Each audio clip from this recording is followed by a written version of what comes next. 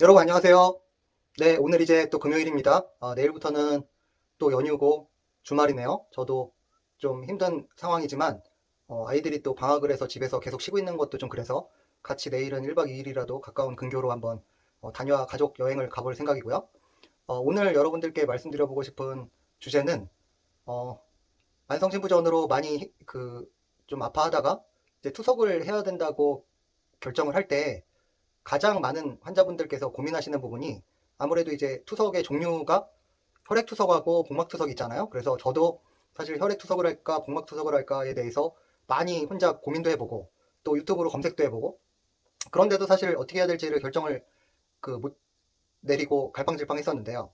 그 부분에 대해서 또 지금 현재 만성신부전이고 관리 중이시지만 또 차후에 언제든 투석을 고민하셔야 되는 여러분들이 계실 거기 때문에 그 부분에 대해서 한번 진솔한 의견을 한번 드려보고 싶습니다.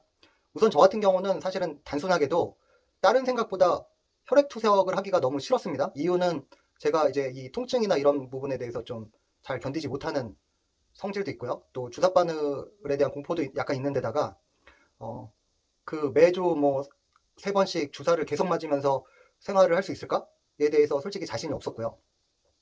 그래서 사실 내실 처음에 투석을 고민할 때는 내심으로는 복막투석을 좀 해봐야 되겠다라고 생각을 했었고 복막투석을 알아보니까 하루에 4번씩 복막액을 교체 주기적으로 하는 것도 있지만 야간에 이제 기계로 하는 야간 복막투석이라는 게 있어서 매일 잘 때마다 이제 그 복막투석 기계랑 연결을 하고 한 8시간 동안 투석을 하고 아침에 일어나서 일상생활을 할 수 있다는 걸 확인하고 나선 내심 그것을 되게 하고 싶어 했는데요. 결론은 뭐 여러분 아시는 것처럼 혈액투석을 하게 됐습니다. 여러분들 아시겠지만 현재 혈액투석과 복막투석을 하는 비율이 최근에 제가 병원에 확인한 바로는 병원에서 알려주신 바로는 90대 1 정도 10% 정도 된다고 합니다. 그러니까 10명 중에 9명은 혈액투석을 하고 1명 정도가 복막투석을 한다는 거고요. 사실 과거에는 이게 한 7대 3 정도로 복막투석이 그래도 한 30% 정도는 됐었는데 최근에 이렇게 혈액투석이 늘어난 이유는 아무래도 혈액투석을 지원하는 병원이 되게 많이 생겼고 그래서 환자분들이 자기 집 근처나 살고 있는 이 반경 근처에서 혈액투석을 받기가 과거보다는 훨씬 더 용이해진 부분이 있어서 점점 혈액투석의 비율이 올라갔다라고 보시면 될 것 같고요. 그럼 여기서 이제 말씀드리는데 혈액투석과 복막투석의 핵심은 그 특성에서부터 장단점이 나옵니다. 그래서 여러분 아시는 것처럼 혈액투석은 일주일에 보통 3번 4시간씩 병원에 방문을 해서 투석을 받게 됩니다. 그러면 혈액투석의 장점은 뭐가 있을까요? 일주일에 3번 4시간씩 투석을 하니까 일주일 중에 투석을 하지 않는 4일 동안은 투석과 전혀 상관없이 자유롭게 활동을 할 수 있다는 장점이 있습니다. 또 하나는 3번 병원에 가면 당연히 의사 선생님이 매번 회진을 해주시고 간호사 선생님들이 알아서 주사를 놓고 소독을 해주시고 관리를 해주시기 때문에 사실 환자 입장에서는 병원에 신경 써서 가서 4시간만 있다가 오면 되지 나머지 병원에 있는 기간 동안에는 전문적인 의사 선생님이나 간호사 선생님들이 다 해주시기 때문에 이 투석하는 환경이나 건강적으로 안전적으로는 되게 유리한 부분이 있습니다.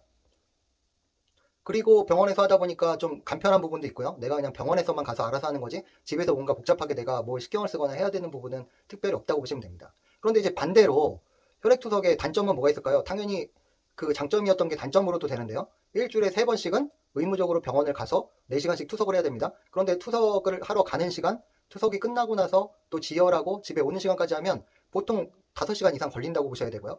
일주일에 3일을 그렇게 해야 되기 때문에 직장을 다니시거나 뭔가 이동이나 자유로운 활동을 하셔야 되는 분들한테는 그런 부분들이 제약으로 작용을 하게 되고요. 또 일주일에 4일은 투석을 안 한다는 장점이 있는 반면에 그 4일 동안은 투석을 안 하기 때문에 아무래도 그 투석을 안 하는 동안에 먹는 식이 조절이나 뭐 이 물을 마시는 양에 대한 조절이라든가 이런 것들을 잘 못하시게 되면 잘못하면 응급실에 갔다 오는 환자분들도 꽤 있으시고요. 그리고 아무래도 투석을 하다 보면 뭔가 급격하게 수분을 빼거나 또 이 안 좋은 노폐물들을 걸러내면서 그 혈압이 계속 오르고 내리고 하는 차이가 많이 발생하거나 또 몸의 건강 상태가 잘 유지 안 되는 부분 등 좀 힘든 부분들이 있게 됩니다. 이제 반대로 복막투석을 보시면 복막투석은 어찌됐든 매일 집에서 자기가 복막에 투석액을 집어넣고 빼고 하는 작업들을 하시는 겁니다. 그래서 복막투석의 장점은 병원에 가지 않고 집에서 스스로 할 수 있다.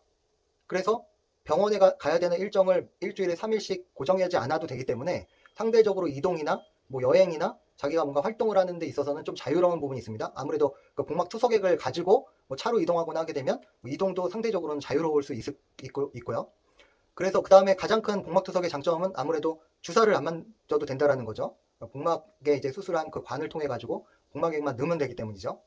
그런데 반대로 복막투석은 또 반대로 따져보면 혈액투석은 일주일에 3일만 투석을 하고 4일은 자유로운 반면에 복막투석은 어찌됐든 야간투석이라도 매일 그 복막투석 행위를 해야 된다는 겁니다. 그리고 아무래도 한 달 동안의 투석액을 미리 받아놓고 집안에 쌓아놓고 또 복막액을 넣었다가 빼고 그런 뒤처리들을 해야 되는 여러 과정들이 있고, 복막투석의 가장 위험한 부분은 아무래도 자기가 집에서 직접 복막관에 복막액을 집어넣고 빼고 하는 작업들을 하루에 최소 몇 번을 해야 되기 때문에 그 과정에서 세균이 오염돼서 복막염이 되거나 그 입구에 그 복막 수술한 부분에 대한 염증이 생기게 되면 큰 이제 고통을 받고 또 응급 수술을 하는 경우도 있기 때문에 이런 부분들도 조심해야 될 것 같습니다.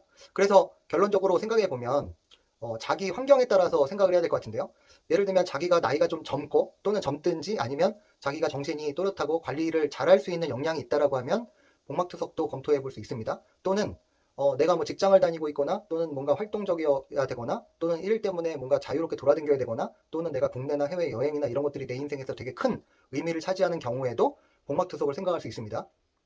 그 외에 보면 기존으로 따져보면 일반적으로는 혈액투석을 가장 기본 베이스로 생각하시는 게 맞습니다. 그러니까 지금도 현재 10명 중에 9명이 혈액투석을 선택하는 것처럼 기본적으로 투석을 해야 된다라고 고려하실 때 우선 베이스로는 혈액투석을 해야 된다라고 판단하신 위에서 내가 혹시 복막투석도 할 수 있을 건가에 대해서 환경적으로 또 내 성향적인 것들을 생각해 보시면 됩니다. 그런데 말씀드렸던 것처럼 복막투석을 하는 성향으로 보면 첫째는 나는 뭔가 일주일에 세 번씩 특정 병원에 계속 왔다 갔다 하면서 하는 생활 자체를 하기가 어렵다거나 또는 일주일에 3번씩 매번 그 주사를 맞으면서 하는 것들이 너무 내가 받아들이기 힘들다거나 또는 나는 너무 자유롭게 이동을 하거나 나 스스로 뭔가 관리하는 게 훨씬 나는 만족스럽다. 그리고 잘할 수 있고 그거에 대해서 발생하는 문제를 내가 책임지고 감당할 수 있다.